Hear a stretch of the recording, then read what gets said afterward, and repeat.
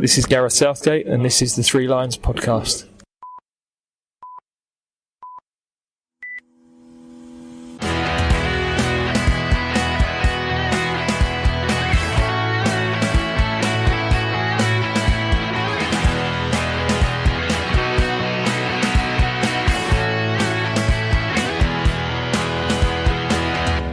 Hello and welcome to the Three Lions podcast. My name is Russell Osborne and this is an independent England football supporters podcast.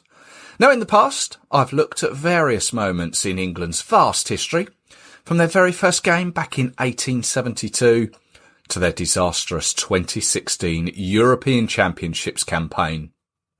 One thing we've never really focused on is the trophies we've won, because to be honest, there's only really the one. Or is there? 1966 will always be remembered for England's finest hour, lifting the Jules Rimet trophy on home soil, seeing an England captain holding high some silverware. It's something we all long to see in our own lifetimes. The World Cup, the European Championships. I'd even take the Nations League. Much like domestic football, whatever league your team plays in, you'll always want to finish top of it and collect its related trophy. Or the FA Cup, the League Cup. As derided as it can be, it's still a trophy for the cabinet. And as was 1997's Le Tournoi.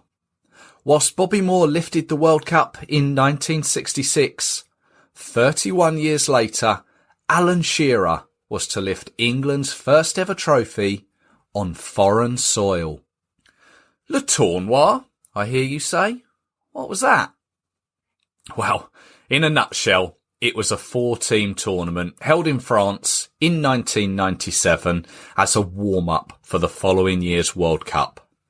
And more recently, it's been known as FIFA's Confederations Cup, which actually began as a separate tournament, also in 1997, but was held in December in Saudi Arabia, and France weren't part of it.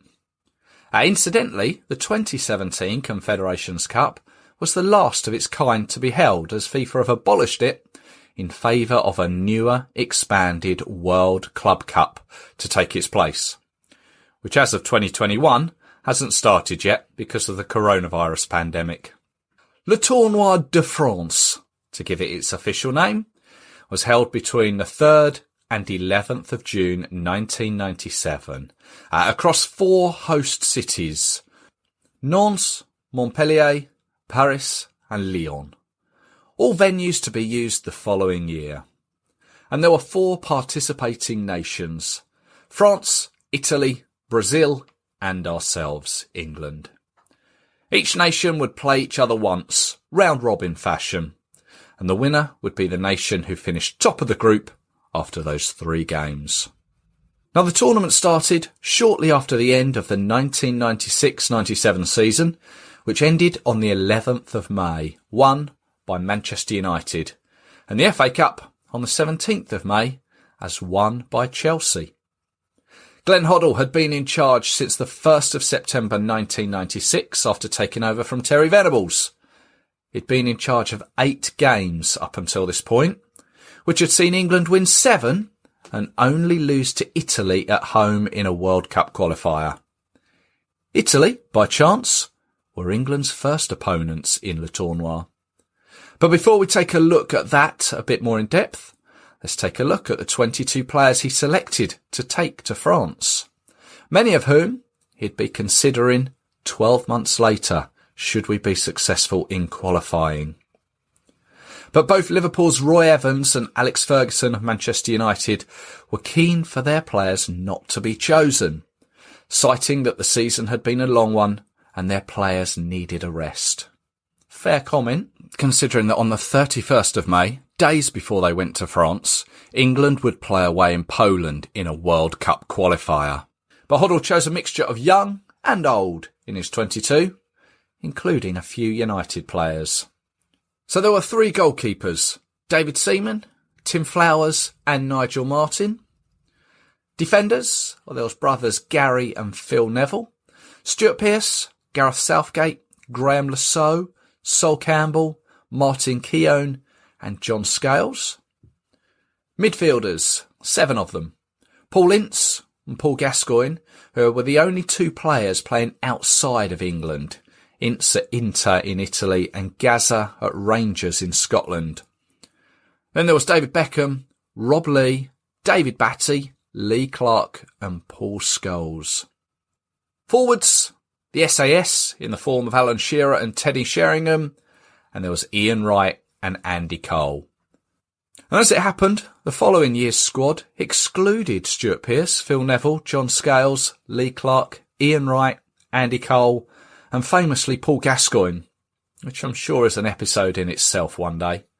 And in came Tony Adams, Steve McManaman, Darren Anderton, Paul Merson, Cousins, Les and Rio Ferdinand, and Michael Owen, who was to make a name for himself.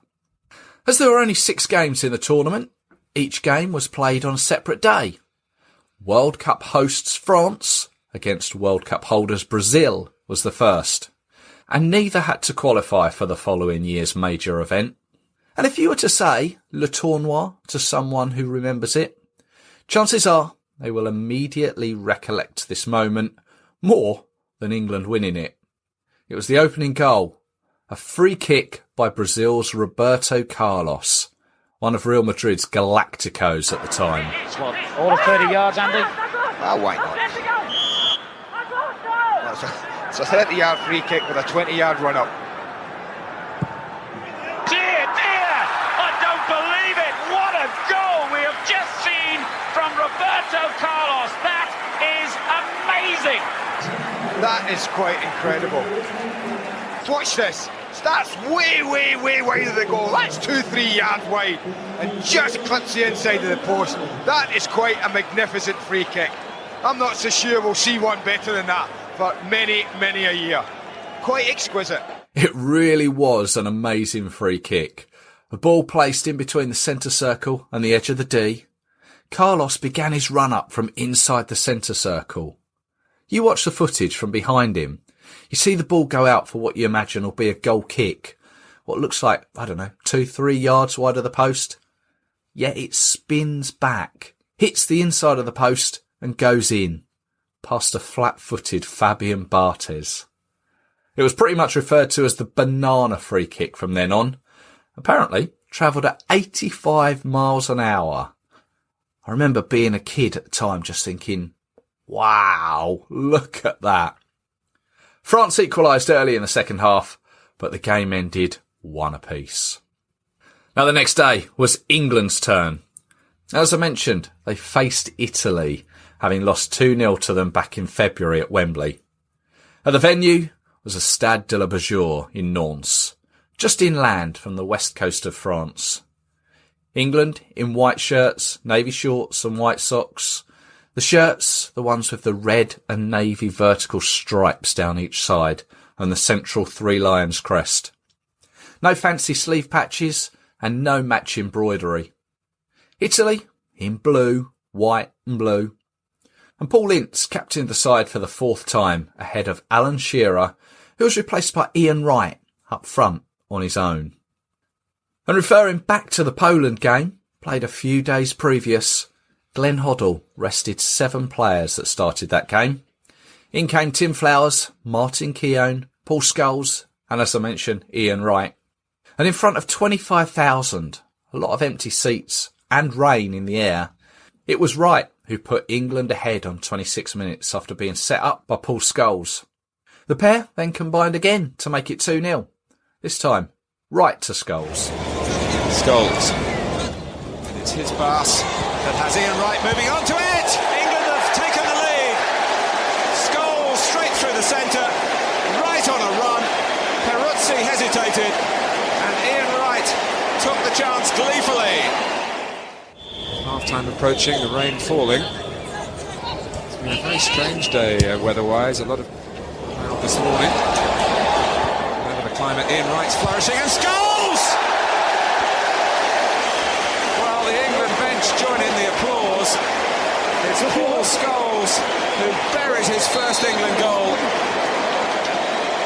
Wright cut it back. Scholes connected. It was a blur past Peruzzi. So England went top of the group with the first win of the tournament. And they followed it up 3 days later by beating the hosts France in Montpellier in Stade de la Mosson. Again, it was England in white shirts, navy shorts and white socks against France in blue shirts, white shorts and red socks.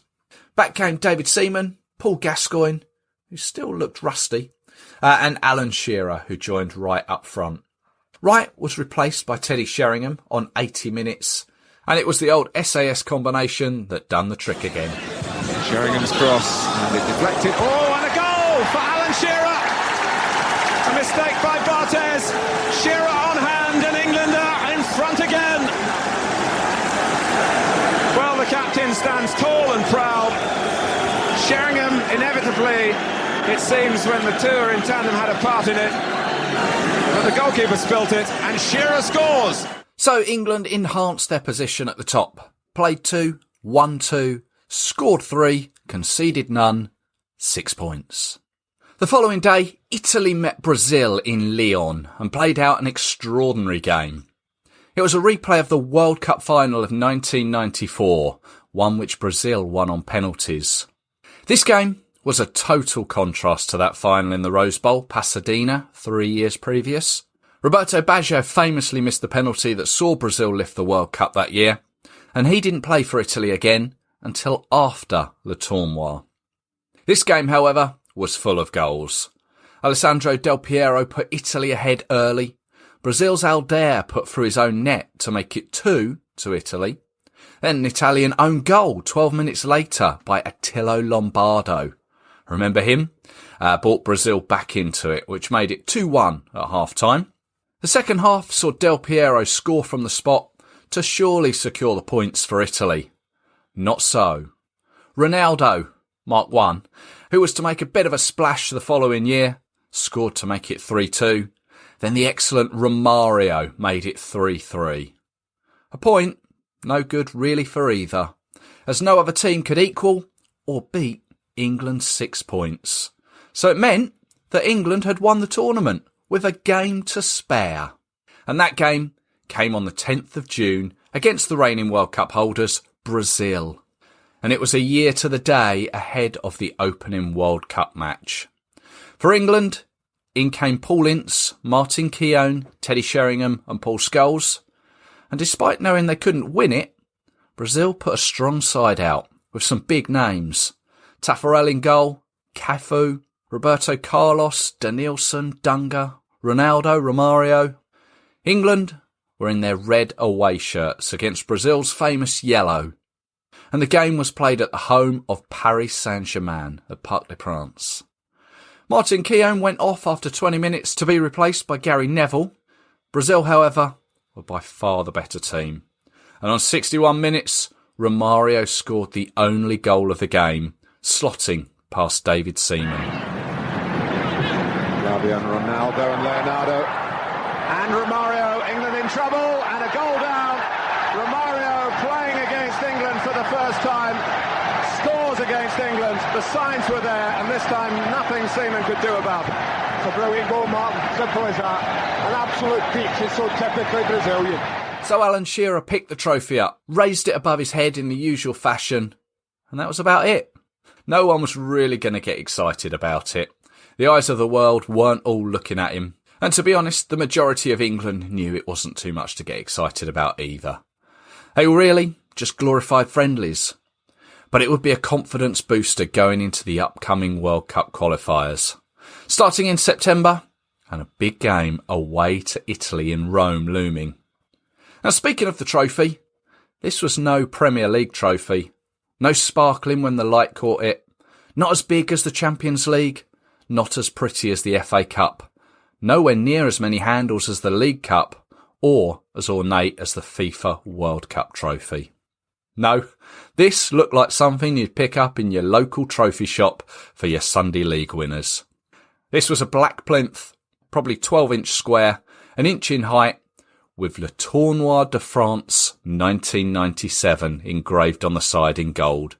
And on top, a football, a black and white panelled one, the sort you'd associate with the 1970s.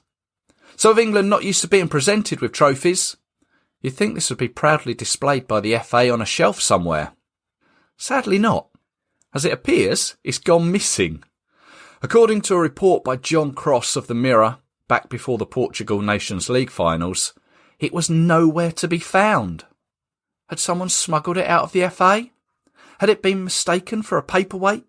Or that classic line, had it been lost in the move? Seeing as the old Wembley Stadium was knocked down in 2002 and the new stadium as we know it opening in 2007. Might actually be a feasible excuse. But looking back on the tournament with Sky Sports, some of the players have recently spoken about it.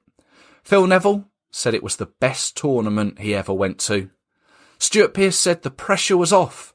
It was a more enjoyable tournament to play in. And current England manager Gareth Southgate said, really good food, nice weather, what's not to like?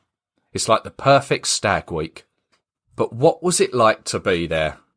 I spoke with England fan Mark Raven, who was.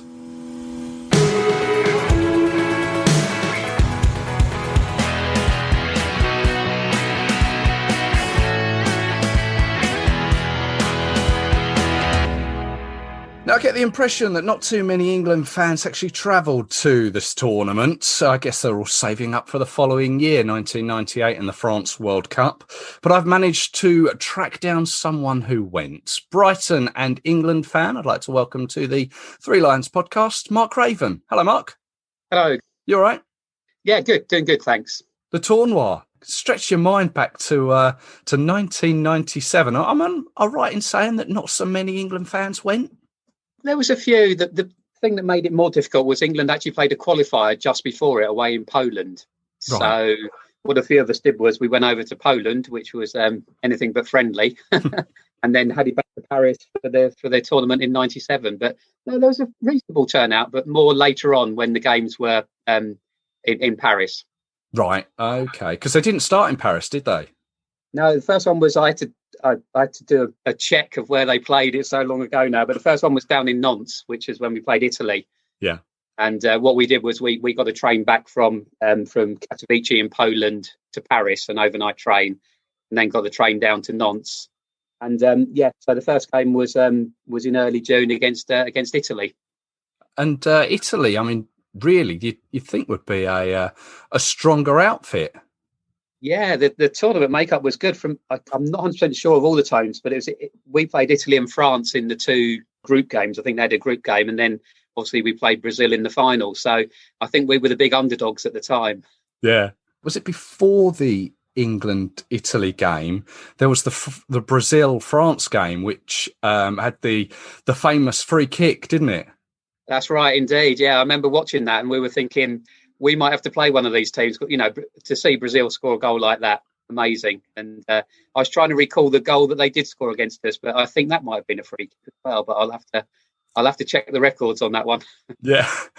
I mean, the records that you've got, I mean, let's just refer to your website, which is it englandbrighton.blogspot.com? That's right. Yeah, I think that's the title. Yeah. You got some great pictures, not just of the Tournoi games, but of loads of England games that you've been to since, and Brighton too. A hobby of yours? Yeah, it is. Yeah, I try and do a blog after each game, one so I can remember where I've been and what we did. And I just really enjoy doing it. I love taking pictures and I love sharing it around. So it's it's a little bit of a hobby. So it's it becomes quite addictive. Once you've done one, you want to keep adding on all the games we've been to. So as I've been going for quite a long time now, so it's and it was a good reminder of this one of going back 24 years. I think this one was. Yeah. I mean, it shocked me when I find out how long I've been going. And the money you've spent. I don't add that up. No, wise move. I mean, the first picture that I've seen on your on the blog, you're all asleep on the floor. I mean, was it a group of you that went? Yeah, there was 5 of us that went out together. Yeah, and that first picture is when we just got the overnight train back from Katowice into Paris, and I think from memory we arrived into Paris in something stupid like 5 o'clock in the morning. I think we're a little bit worse for wear, and we knew we had a train later on that day back down south, so I think we just went to sleep on Paris train station floor. And there was one further down, and he actually says it's so relaxing not having riot police and mad locals chasing you around. I mean, it's obviously something that you've experienced in your times following England. Yeah, and it was actually in the trip that we'd just come back from. The trip to Katowice for the Poland qualifier was not very friendly at all, and it's one of the hairiest games I've ever attended, because England-Poland was never particularly friendly away. And the riot police, like their rubber truncheons out there, unfortunately. And I think all of us at one stage got a flavour of that. And even after the game out there, we were chased back to our hotel by the police. And it was it was, looking back on it, no idea why I used to do those sorts of games. But yeah, the Tournoi was much, much more relaxed. Much calmer, yeah. I mean, the pictures that I've seen you've put there, as you say, in Nantes, was there a big crowd there? It doesn't look the biggest of crowds. No, I think from memory, from the first game, it was very poor because France weren't in it, and the very, very few Italians travelled. So it was really just the England fans and a few locals. So yeah, it was nowhere near sold out. And I know that gave concerns at the times. Obviously, it was just before the World Cup, in the year before the World Cup. So it was their test event. And I think they'd been hoping for sellouts, and it was anything but a sellout for the first one. Yeah, I mean, was it a bit of a strange sort of feeling? Because this is almost like what they did have as the Confederations sort of cup or a warm-up tournament for the World Cup. And this was kind of like the first of its type, I think, wasn't it? From memory, it was, yeah. And I think it was quite a surprise. And when it was a really strong lineup, when they announced the teams involved in it, that's basically why we went. One, I love travelling abroad anyway. But two, when you saw the quality of the teams involved, like, I've got to do that. But I really can't remember how many England fans travelled, but it didn't capture the imagination. I'm not sure why. But I think it was at the time when, it was after 1990, and I think there was a little bit of a dip after that. England weren't so brilliant all the time. And I think because of the trouble that unfortunately got associated with following England, it's not like going these days where anyone can go. People were put off by the fear of trouble. And I think people, because it was a tester event for the World Cup, I think people were a little bit worried, how would the French police be? And what would the security be like at grounds, etc. So it really didn't capture the imagination to start with. Yeah. So, I mean, we came away with a 2-0 win. Feelings must have been good. And I'm trying to think of my French geography here. Nantes to Montpellier the next game, wasn't it? I don't know how far away that is. I very, very sadly, I can't remember either. But I know we were sort of heading back up to the country, but it was a fair old journey. But yeah, Montpellier was fantastic, and it was one of these places that had a big square. Oh yeah. And I'll come on to that game in minutes. Obviously, we played the host France, and once again, that was a full house. And all I remember from that game is we were crammed into one end, the England supporters, and it had fences up to the roof because it was like we were like on a lower tier with seats above us from memory. It was just a fantastic couple of days in Montpellier. It was a really, really friendly, beautiful place. Yeah, no, I'm looking at your photos. It seems a lot busier there, and it's all the fountains and the bars, and so this square with a lot of supporters all there. It looks like it was lovely because the weather was fantastic, and it's that one, have a nice cold beer in a nice big square, nice hot weather. And it was really, really friendly. It was one of the few occasions in those days where I don't recall any problems. And it was just really, really good fun. And it was one of those great days, and especially with the result when we beat big hosts 1-0 as well. Yeah, so this was, as you say, 1-0 against France. It was a late goal, wasn't it? Alan Shearer. That's right. It came right towards the end. And it was as our end as well, because I think it was Barthez was in goal for France. And obviously at the time, France were one of the best sides in the world. For us to beat them was absolutely fantastic, and we certainly celebrated that evening. And I think, I can't remember, there's pictures on the blog site I've got, but there was a big group of us that I've known from following England all around the world, and we just had one massive party that evening. This is, I mean, effectively it was they're just friendly games, weren't they? But I mean, there was a trophy at stake. So yeah, let's go and enjoy this. Pretty much into the final game. That's right. Yeah, we don't win a lot, so it's nice to have a chance of lifting a trophy. Yeah. Now, and further down in the blog, you've got pictures of the tickets. And I was trying to work out how much those tickets were. I mean, it looked like your Italy one was 110 French francs, but the France one was only, looks like 50. And then I think the Brazil one, I think that one's just slightly cut off at the bottom. But yeah, it seems a big difference in the price you paid for those.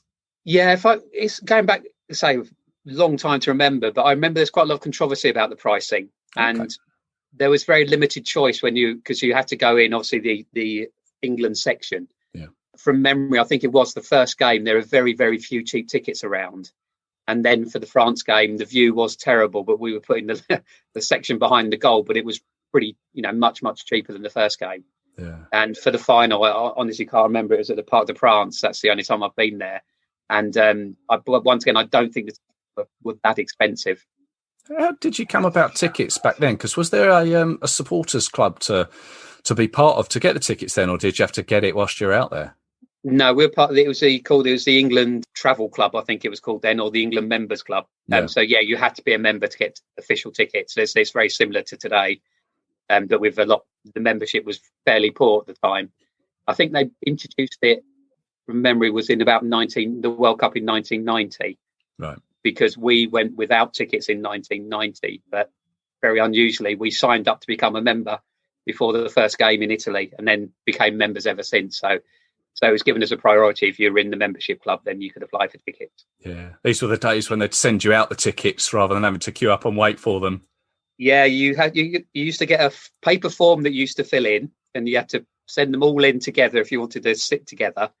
So you posted them, and then you didn't know if you're going to get a ticket, unlike now where it's all done online. And as you say, they posted them. There was none of this collection that you have to do these days. Because you never had to prove that you travelled previously, but then they completely changed the regulations like they do now. You have to pick up. I can't remember when we last got a ticket sent in the post. I can't remember. It's all collection now. That's right. On to Paris, and you say there at the Parc de France, and England were basically in a final for the first time since 1966, weren't they? That's it. Yeah, and I remember we had great problems getting to the ground because our metro train broke down on the way to the stadium, and we used to leave it quite late, so we used to get there just before kickoff. And all I remember is the train ground to a halt, and eventually they got us to a station, let us out, and we were about 4 metro stops away from the ground, but our train was blocking our line to the stadium. We literally had to jog to the ground, so we actually got into the stadium a little bit late. We missed about the first 10 minutes, and that's my main memory of the game, thinking England are finally in a final, and we're currently not there. Oh no. Yeah, it was fun and games getting to the stadium because we didn't really know where it was either. Right. I mean, it's one of those grounds that I'm yet to have been to, but it's a kind of I get the impression it's just one big concrete bowl, the Parc de France. Yeah, it was. I can't remember when it was built, but it was like Wembley. It was well past its best. It was just a big bowl, really. But it's really impressive when you come up to it. It's one of those fantastic stadiums, not as good as Wembley. But it was, all I remember is you could gradually see it coming in the distance, and it looked absolutely massive. Wow. So you saw it there. You started jogging towards it then, thinking, right, I've got to get in. We did. And once again, because it was England-Brazil, there was still a reasonable crowd for that one, because obviously it was a final. And all I also remember is that we were on the upper tier as well. So even once we got in the ground, it took us ages to actually get up to our seats. We finished top of the group. What was it, 1-2, and lost this one game to Brazil. Romario scored the winning goal there. But what was the feeling like when the final whistle went but England had won a trophy? Yeah, I think at the time, because we had players like Beckham and those coming through, I thought that I would actually see England win a few tournaments in my time of following England. I started with a semi-final in 1990. And then it's gone rapidly downhill since then. So it's actually nice to get some recognition and actually to achieve something in the tournoi. Did the players come round with that trophy? I say they trophy. Did, yeah. Yeah, they did, yeah. Because as usual with England fans, and it was a final game and in Paris, there was England fans all round the ground. But yeah, they did, yeah. Yeah, it's nice when they recognise the supporters and the travelling that we do. Yeah, no, absolutely. I mean, and after that, back into Paris for another evening of celebration. Yes, yeah, I think that was our finale because we actually went home pretty quickly after that tournament because we'd been out for quite a long time. So we'd been in Poland as well. So I do remember having quite a late night and quite an early train back. But we made the most of it because Paris is you have to be careful in Paris as well because some of the bars are very, very expensive. So, but we were drinking around by the train station. But yeah, we had a good evening. And once again, it was a really friendly, there was a lot of people. Most of the French were supporting Brazil unexpectedly. Right. But it was a really good atmosphere afterwards, and we didn't mind losing to Brazil. And did you then follow out England the next year back to France in '98? Yeah, I did. Yeah. We went on. I went on a coach and organised. It was a company called Northern Holidays who used to provide coaches to everywhere. They used to travel all around the world, but I didn't do that many with them because I must admit, sitting on a coach for hour after hour isn't my favourite thing to do. But we did actually do the whole of the France tournament with Northern Holidays and met some absolutely fantastic people out there. People I still go to England games with now. Some lads from Rochdale, Hull. There was mainly Northern clubs. The company was called Northern Holidays. I think they were based in Hull. But yeah, we had a brilliant time out in the World Cup, and obviously the famous Michael Owen goal against Argentina, but not quite enough. No trophy that year. But well, you never know. This year, maybe we can emulate that trophy win and the European Championships this year. What are your thoughts? Yeah, I think it's a really strange tournament. Not having a host country is really, really strange. And obviously England have got the advantage of the group games are at Wembley. And hopefully if we get through, we return to Wembley's for the final two games, COVID permitting. Yeah. We've got some good youngsters that play for the team now. And I think there is a bit of passion from the players. And, I think it's the same as everything. If we can click, we've got as good a chance as anyone, and especially with the home advantage. Yeah, let's hope so. Mark Raven, thank you very much for your time. And and just tickling our memory banks with the Tournoi tournament there. Thank you. No, it's great to reminisce about the many years ago and the great fun of following England away. Cheers. Thank you.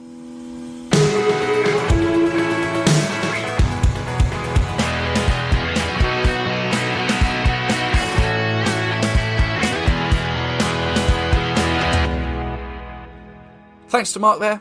As we mentioned, he has a great website with photos of many of his England trips. It is well worth a look. Thank you for listening. I hope it's brought back some memories of the summer of 1997. Sure, it wasn't the sparkling Jules Rimet trophy, but it was silverware all the same. Something we all long to see this summer of 2021 and in the years ahead. My name is Russell Osborne, and this has been the Three Lions Podcast, an independent England supporters podcast. And I hope you can join me for more in the run-up to this year's tournament. Or you can tune into the previous ones at threelionspodcast.com or your chosen podcast provider. If you're on social media, you can find the show on the likes of Twitter, Facebook and Instagram. Just search Three Lions Podcast. And as always, thank you for the support that you give to the podcast. Until the next time, take care, stay safe, stay positive. Cheers.